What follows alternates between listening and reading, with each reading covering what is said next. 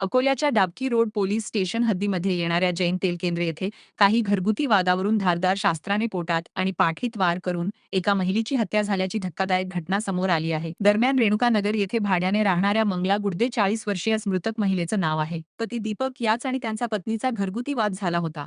गेल्या 2 वर्षापासून हा किरकोळ घरगुती वाद सुरू होता, अशी माहिती समोर येत असून घटना घडल्याबाबतची माहिती स्थानिक नागरिकांनी डाबकी रोड पोलिसांना माहिती दिली असता पोलीस घटनास्थळी दाखल झाले व पंचनामा करून मृतदेह शवविच्छेदनासाठी शासकीय वैद्यकीय महाविद्यालय येथे पाठवला असून आरोपी दीपक गुरुदे याला ताब्यात घेतला आहे.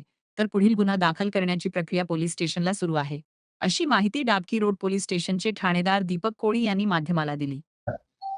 आज सकाळी 8 वाजताच्या सुमारास डाबकी रोड जैन तेल केंद्र या ठिकाणी सौ मंदा दीपक गुळदे या दूध घेण्यासाठी आल्या असता त्यांचे पती दीपक दगडू गुळदे यांनी घरगुती कारणावरून त्यांच्यावर चाकूने वार करून त्यांना जीवे ठार मारले.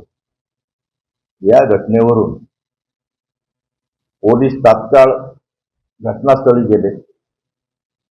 पोलिसांना लोकांनी डायल 112 वरून कॉल केल्यावरून पोलीस घटनास्थळी गेल्यामुळे आरोपी तात्काळ ताब्यात मिळाला. पोलिसांनी आरोपीला ताब्यात घेऊन पोलीस स्टेशनला आणले आहे. गुन्हा दाखल करण्याची प्रक्रिया पोलीस स्टेशनला सुरू आहे.